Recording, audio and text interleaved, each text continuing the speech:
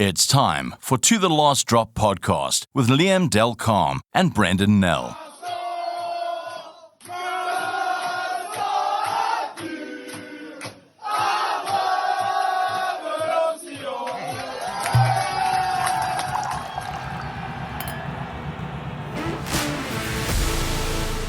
We're back. It's week one of the World Cup. The first round of matches is gone. As you heard there was quite a bit of an atmosphere there. I'm Brendan Nell. Liam Delcalm's with me, and this is To The Last Drop. Liam, you recorded that. It sounded like quite an atmosphere. Where were you, and what was happening while they were belting out that anthem? So we went Toulon. Initially, I was scheduled to be in Paris for the opening game, but then I thought the logistics involved with that would be a bit of a challenge the following day, because I was also scheduled to go to the England-Argentina game in Marseille. So I thought it best to sit out the opening game and wait it out in Toulon. And we found a little pub. It's a rugby pub, a rugby bar. Half a block, not even half a block, I'd say 50 meters from Stade Felix Mayol, Toulon's home ground. And the folks who support Toulon, they obviously frequent the bar, and they created quite a vibe, quite an atmosphere in that little establishment. We kind of discovered it by accident earlier in the week, and figured that is the best place to go watch the opening game, and what a good call that was. That was probably one of my better rugby memories outside of a stadium. Literally.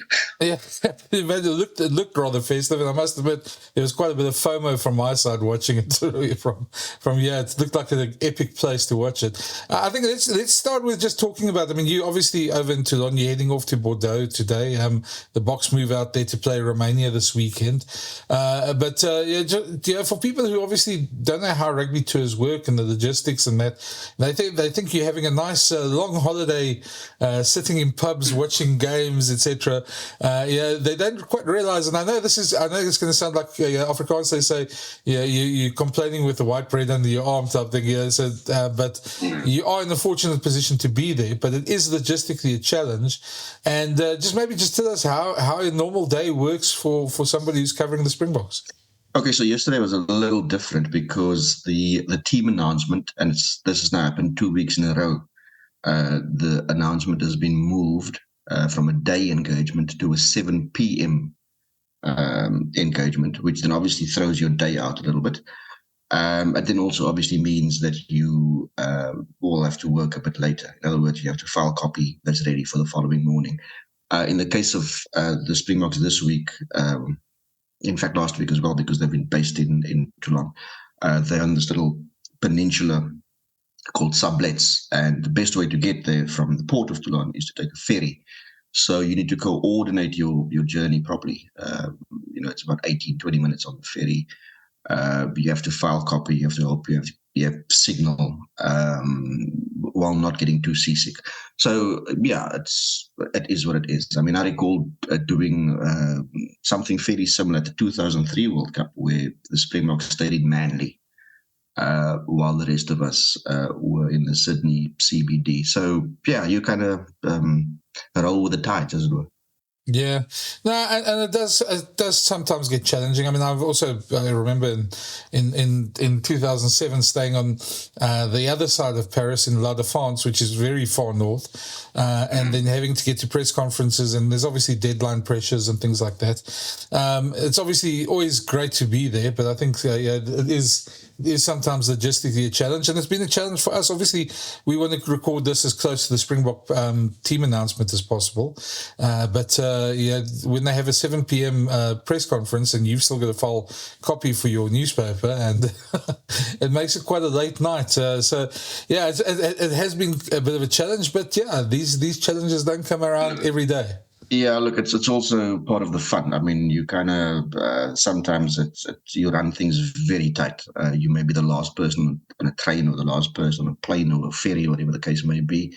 You may email something into the office, and the moment the thing says sent, you know that you're good to go. That's the most important thing almost of your day, that you were able to meet a deadline and do the stuff that you're supposed to be doing while you're on the move. So look, it's part of the fun.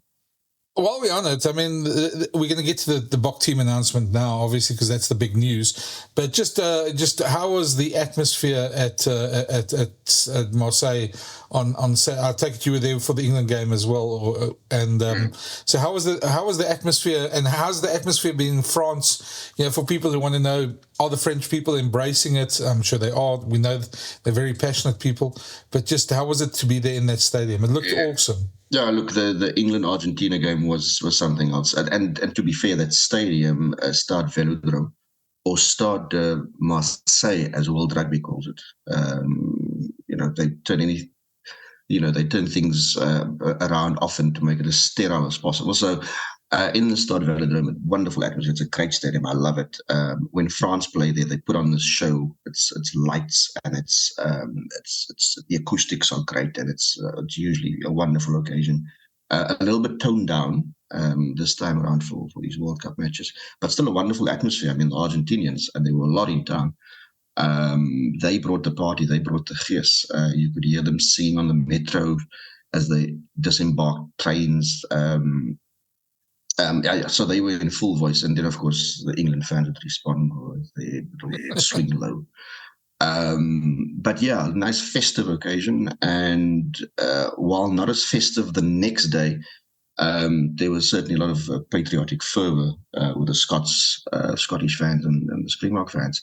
So both marvellous occasions, and from all accounts, at other venues as well, France has embraced this Rugby World Cup. Now, let's get straight into the freshest news. Obviously, the Springbok team's been announced, 4 scrum halves. We're going to start off with a clip of just Jacques Nienaber explaining why 4 scrum halves, and get it in his own words, and then we'll chat. You're with Brendan Nell and Liam Delcom on the To The Last Drop podcast. I think from the start, probably people were wondering why we were taking 4 scrum halves. But I think if you look at the versatility within that 4 scrum halves, that's probably what we saw. If you Grant, for instance, he's played majority of his school career, not majority, he played his school career on the wing, and only in the last couple of games of Paul Jim, he actually went to 9. And then, like you guys would have probably seen in the game that we played against New Zealand, a guy like Kobus can help us out at wing as well. And then, obviously, Faf, the majority of his school career, he played fly-off. And then he's also played fly-off for the Lions in the Super Rugby, and also for Sale Sharks in the Premiership. So if you look at, yes, there are 4 9s. They play majority of their rugby on a professional level at 9. But a lot of them have played in different positions, and that's nice for us. I think in the key thing of this game is that we can actually give Faf a run at 10, which is, and I'm not being disrespectful at all to Romania or to the Test match, but it's an opportunity for us to try him out in a Test match under pressure at 10. Which obviously he's trained there for us numerous times. Like in, I think when we selected Kainan at 13 before the All Black Test match, it's almost, it's a little bit out of the box selection, but not Kainan has played 13 the majority of his school career, and then and he's trained with us there regularly, so we're confident and comfortable there. The same with Faf and the guys that we selected there. It's just like we've said it, that Faf is our third choice fly off. But this is a nice opportunity to give him a run at 10, controlling the game at 10 at Test match level. Well, Jacques then made the point there, but one shouldn't necessarily just look at them exclusively as scrum halves, but as versatile rugby players. So I'm not going to repeat what he said, but certainly, I mean, it's probably just another way for the Springboks to sort of break with convention. They don't mind doing things a little differently and shake things up. The rest of the rugby world don't often follow. They're not necessarily on the same page, and they find all these things very odd and curious. Whether it's a 6-2 split on the bench or 7-1 split on the bench, whether it's the use of lights from the coach's box, they always find a way to shake things up. And this is another example. I mean, I'm pretty sure somebody's going to have something to say about the fact that 4 scrum halves feature in the match day 20. Well, that's what I wanted to come to. To me, I mean, the selection of Romania, we're always going to play a bunch of the French players in that game. It's the game to give all the extended squad a run. But the thing, I mean, just sitting from this side, the thing that I've just been laughing at the whole time is that every time we seem to do something or name a squad or go into a game, we have the rest of the world sort of gasping at, like, what are they doing now?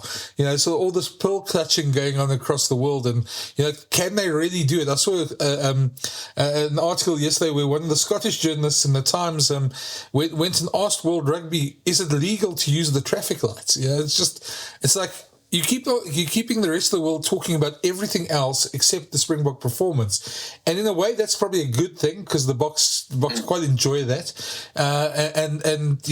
Other teams are now being forced. I see the All Blacks were forced to answer a question about traffic lights now. And I'm sure this week they're all going to be asked about 4 scrum halves. So, you got to give Rassie and Jacques credit there. They keep keeping everyone guessing. And it's actually quite fun as a South African to watch, to be very honest.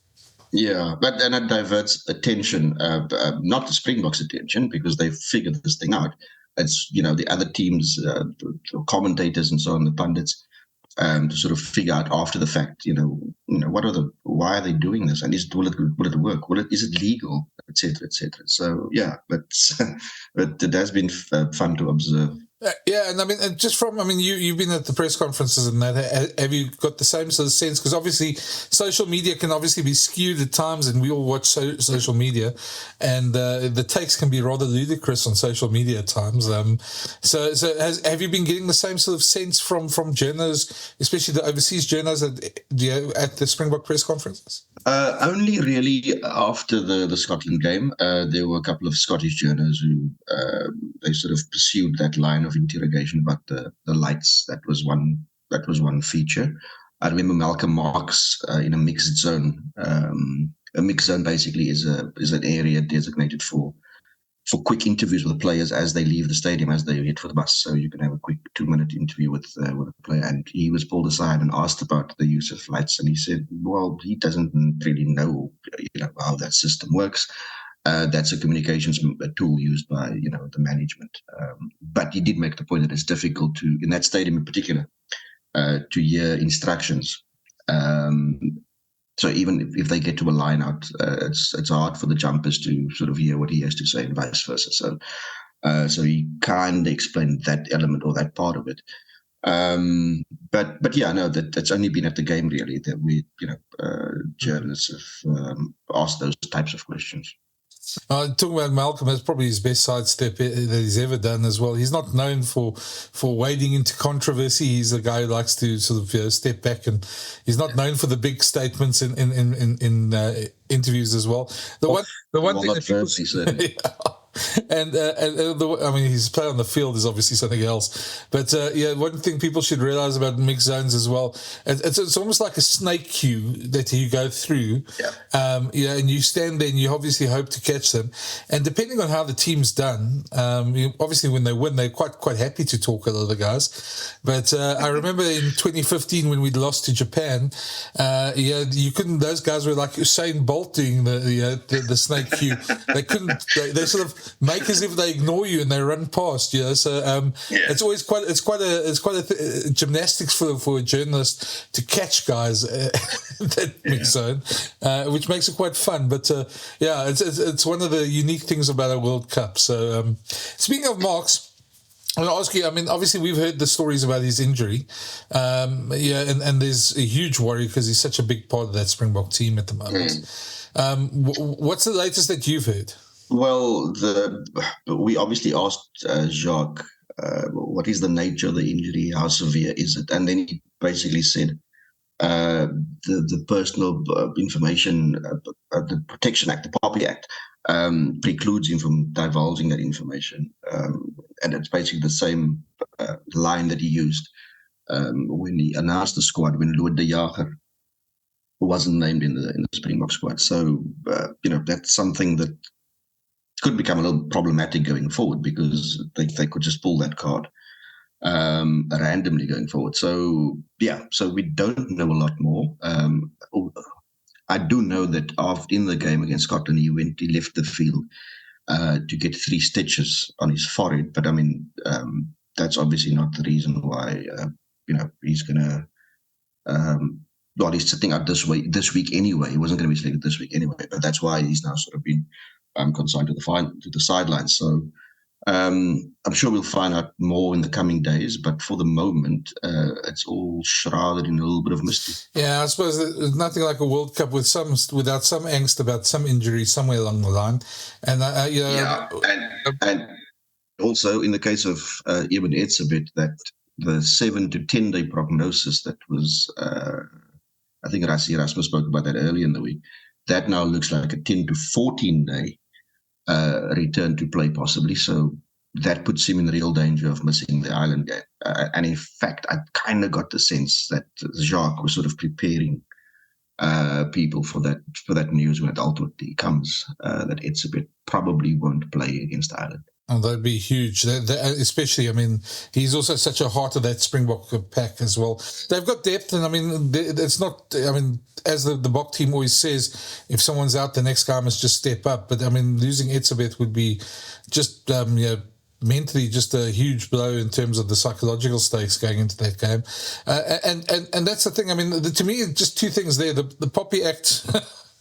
We see that it's almost become the favourite excuse of coaches now when they want to avoid a question. I'm not saying Jock might be very genuinely, not wanting to answer the question, and it is a medical question. But yeah, the Etzebeth thing is a is a massive thing for the Boks, and I think this next week they were always talking about, all the talk's been about injuries outside the tight 5, so that Andre Pollard or Kanye can rejoin the squad.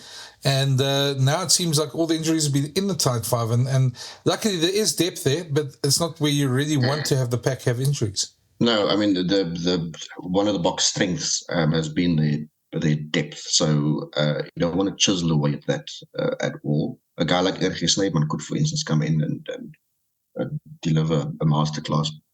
But again, I mean, if Etzebeth isn't there, then they don't have the depth in numbers. So yeah, that's something they will have to consider in the coming days. Yeah. If you look at the rest of that squad that was selected for Romania, a fairly inexperienced squad by their standards. I think in the last 2 years, there's only been 2 other teams that they've selected that has fewer caps in the starting lineup, and one was the defeat against Wales in Bloemfontein last year. And then earlier this year, the team that played and won in Buenos Aires also had fewer caps in the starting 15. So, by their standards, they usually put out a fairly experienced side. So, by their standards, not a very experienced squad. But, of course, we knew that they were going to go this route anyway.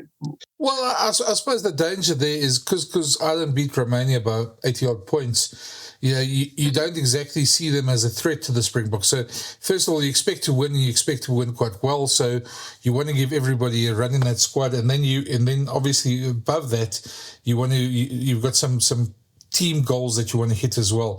The one guy that we're going to just listen to now as well is also the oldest man, Branas, Dion Fourie, who has also, he's going to be playing as reserve hooker there.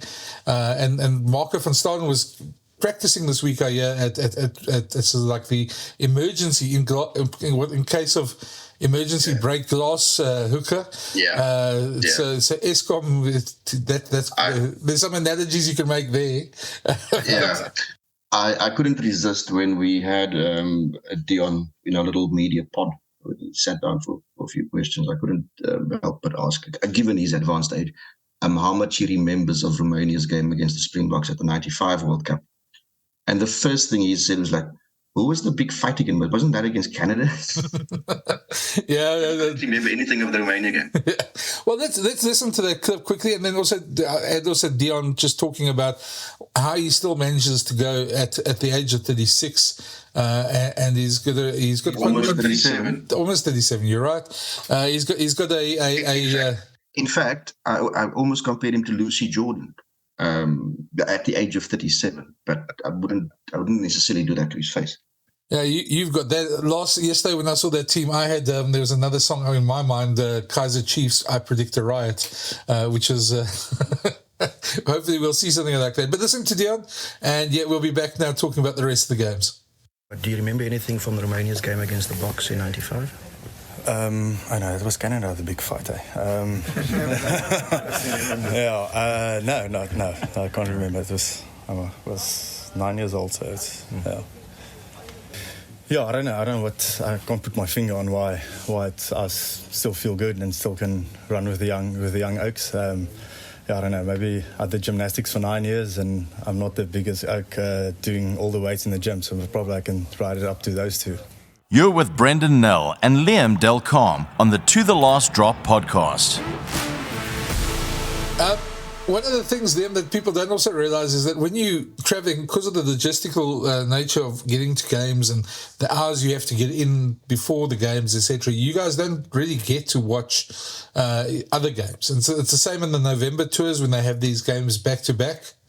You know, you tend to concentrate, and with all the press conferences and moving around, that's pretty much your day. You didn't get to watch too many, and it's strange when people think you're at the World Cup, but you're not watching all these games as a fan would on TV. Yeah, you actually going to end up watching a lot more than me. Yeah, you're right. You're on the move, and there are always other things to do. And as it turns out, I'm in an apartment now that doesn't have a television. So, and sometimes even when you have a television in your apartment, finding the right channel is often a challenge. So, you're going to have a far broader view of what's going on in terms of the on-field action than me. Yeah, just on that, we'll go quickly run through the games of the first weekend, and a very strange format if you think of it, because the first weekend there was some epic, box office type clashes, and now this weekend it's almost the opposite. It's going to be a bunch of one-sided games coming up this weekend. Maybe Fiji, Australia, and maybe England, Japan, although I don't think Japan are quite at the level they were. Japan doesn't have enough now. Yeah. Nah, so, but I mean, and our game will be pretty one-sided, I reckon, as well. But yeah, obviously, let's start off with the big one, the opening one. You watched that in the pub, France, New Zealand. What impressed me was how France didn't play French rugby. How they kicked 43 times. They gave away 4 penalties. They played almost Springbok rugby in that game against the All Blacks. Yeah, and they've been doing this for a while with a little bit of variation.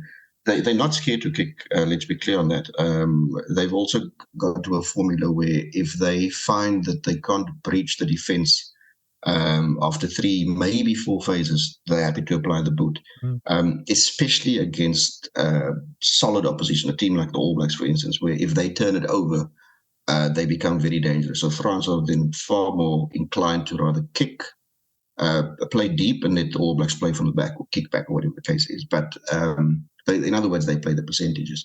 But we've seen that for a while, the fact that they apply the boot a lot. And they also play in a very measured way. They don't play at 100 miles an hour all the time. They're quite happy to sit back. I mean, you'll recall in that game, they absorbed a lot of pressure early on. All Blacks threw a couple of punches, but France were able to absorb. I mean, there was that early try, but France was very much still in it. So they were able to weather that initial storm and then gradually turn the tide against the All Blacks. I thought from a game management point of view, they did very well. I mean, it looked all a bit nervy at the start, but the way they sort of pulled themselves together was quite impressive. And yeah, I think best thing for the tournament as well, because it ignited probably the French public and sort of set the tone. So that's a great one. We had then Argentina, England, which I know you were at as well. A huge disappointment. Argentina. They didn't fire a shot. It was almost as if they didn't know what to do with the ball, and England went great. Give George Ford his credit. I think England are better without Owen Farrell, to be very honest. But Argentina didn't fire a shot, and probably the disappointment of the weekend. Yeah, you didn't expect that from a Michael Checker side. You'd expect them to show a bit of mongrel, a bit of fight, a bit of I almost used the word backbone. Yeah, so from that perspective, it was disappointing. For a team that plays in the Rugby Championship, that that can roll the punches and stay in the contest, they didn't do any of that. And England, to be fair, once they were down to 14, their focus was narrowed. They knew exactly what they had to do, and they stuck to that. So kudos to them. We saw similar elements, that sort of bulldog spirit, in their performance against Wales as well in one of the warm-up games, where they also lost. I think they had 12 players on the field at one point. And we saw it in that game because they also came back and actually won that game. So, they're able to do that. But in terms of their general play, in terms of their attack, I just got the impression that, England just, they probably don't have the firepower to get to a final again. Maybe a semi-final, but not a final. Yeah, no, I mean, Argentina were just, to me, was so poor that just, I think any team that just played them tactically right, like England did, took the points, kept the scoreboard ticking. They frustrated them. Yeah, and I think that's a huge worry for Argentina. Australia, Eddie kicked off with a win. He'll be very happy. They played Georgia exceptionally well. I also don't think they've got, but I mean, teams in that side of the pool, can start building momentum and that. And I think for Eddie, that was probably the best result. Georgia's a strange team. They can cause you problems. But Australia played them tactically exceptionally well as well. Yeah, absolutely. It also just will probably give that squad just a little bit of belief, because the Wallabies did look like a team that was devoid of that. They looked like a team they were yet to buy into what Eddie Jones had to offer, and maybe this will help galvanize them. That was certainly, it wasn't a performance that we would rate it 5 stars, but it was good enough. Yeah, the game you probably didn't see, the Wales-Fiji game, probably the game of the weekend. Everybody talks about that. It was an unbelievable game, and Fiji did unbelievably well, except that a lot has been made about how Wales got away with a lot of stuff in the 22, and it was rather apparent when you give away 5-6 penalties in your 22 and you only get a warning, and the first rolling ball in Fiji's 22 gets a yellow card. There are some questions about referees there but that tends to happen in World Cups. Sometimes it goes for you, and I don't think we must delve too much on the refs. We've still got a long tournament to go, but Fiji were unlucky, and the only thing I would say for them is that I looked at the stats afterwards. They had a 65% tackle rate, and that for Test match rugby is way too low. And if they can up that, they can beat other teams, and they can cause Australia some problems because they've got the physicality for that. But when you're missing tackles like that, you can't really complain about things when you lose. So, and then the final game that we're going to talk about, because our time is starting to run out, is obviously the beautiful win over Scotland, which I must admit, to me, and this is maybe just sitting here, but we heard the whole week about how Scotland were going to run the Boks off their feet, how they're going to do upset the Boks, and it was almost as if maybe not the rest of the rugby world, but the rest of the home nations and all the writers we read in the Northern Hemisphere, sort of were almost willing that to happen. And I just thought the Boks were exceptional in terms of their defence. I thought they cut off Finn Russell's oxygen superbly. There wasn't, other than maybe 2 line breaks and the 2 scrum penalties, there wasn't really anything that Scotland threatened the Boks with. And of course, when the Boks got their chance, they weren't perfect. They got a lot to work on, but they did more than enough to win that game comfortably. And I know it was a tense game and a tricky game, but I really thought the Boks were quite dominant. Yeah, it was only around halftime where we felt that it was a bit tight and tense, and as the players came back for the second half, it would sort of dragged into the unknown a little bit. But then, soon after halftime, the Boks made a clear statement, and it was always going to be very difficult for Scotland to get traction after that. So it was a professional performance. We again in that game probably a refereeing decision or two that was putting sharp focus afterwards. And in fact, refereeing is also one of the things that the World Cup bosses were dragged into. Conversation that they were dragged into yesterday. where they had to talk about refereeing on the opening weekend. They had to talk about access to stadiums, which was problematic in Marseille and Bordeaux. They had to talk about a beer not being readily available at some of the venues because they have an associate sponsor that's supposed to supply. Geez, Liam, we should have started with that. That's the horror story of the World Cup. We should have started. If there's no beer, geez, I'd be very... Well, I'm working, Brendan, so those people have to fight their own fights. And there was an assault in Bordeaux, quite a disturbing one, on a fan. And they were to address all these matters at a press conference yesterday. So at least they aware of these things and working towards finding a solution. But I think when it comes to refereeing, we kind of predicted, we knew a long time ago that there were going to be issues.